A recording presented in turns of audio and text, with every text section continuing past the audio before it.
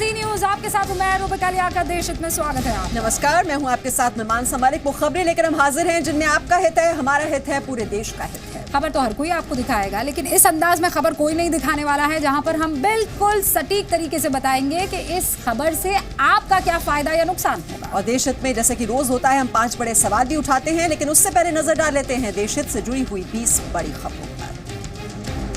लोकसभा और विधानसभा चुनाव साथ कराने पर मुख्य चुनाव आयुक्त ने खड़े किए हाथ, कहा ऐसा करना मुमकिन नहीं। पीएम मोदी ने गुजरात के वलसाड में पानी के लिए 600 करोड़ रुपए की परियोजना शुरू की। पीएम ने कहा गुजरात के घर घर के नल में जल अभियान होगा। वलसाड में पीएम आवास योजना के तहत 1 लाख परिवारों को घर का तोहफा, 5000 महिलाओं को कौशल विकास पत्र भी बांटे गए।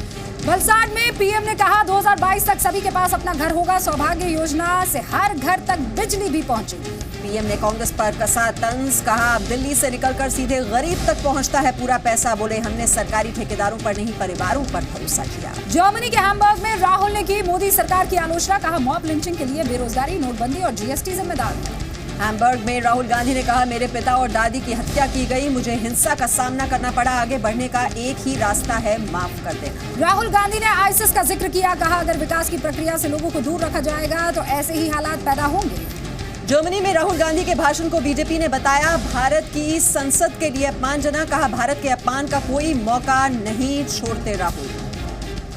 बीजेपी ने कहा राहुल गांधी ने आतंक और आईसिस को सही ठहराने की कोशिश की है। 70 साल तक उनका परिवार सत्ता में रहा, लेकिन तब कोई विजन नहीं दिया। संबित पात्रा ने राहुल और सिद्धू पर एक साथ निशाना साधा, कहा राहुल गांधी को चीन तो सिद्धू को पाकिस्तान की फिक्र है। रक्षा मंत्री निर्मला सीतारमण और चीन के रक्षा मंत्री जनरल वेई फेंग के बीच मुलाकात हुई। दोनों देशों की सेनाओं के बीच तालमेल बढ़ाने पर चर्चा हुई है। करीब 3 महीने बाद अरुण जेटली ने फिर से संभाला वित्त और कॉर्पोरेट अफेयर्स मंत्रालय का कार्यभार। बीमारी की वजह से कामकाज से दूर थे। वित्त सचिव समेत कई अधिकारियों के साथ बैठक भी की। बीजेपी राष्ट्रीय कार्यकारिणी की बैठक 8 और 9 सितंबर को दिल्ली में होगी। पीएम, केंद्रीय मंत्री और राज्यों के सीएम शामिल होंगे। वाघा बॉर्डर पर स्कूली बच्चों ने जवानों के साथ रक्षाबंधन मनाया। बीएसएफ जवानों के हाथों में बांधी राखी, मिठाई भी खिलाई। दिल्ली में यमुना के किनारे उगाई गई सब्जियों में खतरनाक केमिकल का खुलासा। जी न्यूज ने खुद सैंपल्स की लैब में कराई टेस्टिंग। कैंसर को दावत दे रही हैं दिल्ली की ये सब्जियां। पश्चिम बंगाल के वेस्ट मिदनापुर में टीएमसी ऑफिस में धमाका हुआ। 2 कार्यकर्ताओं की मौत, 4 घायल। धमाके की वजह की जांच हो रही है। राजस्थान के दौसा में ड्राइवर की लापरवाही से स्कूली छात्रों की जान से बड़ा खिलवाड़। पानी से भरे अंडरपास में घुसाई स्कूल बस, छत पर चढ़कर 50 बच्चों ने अपनी जान बचाई।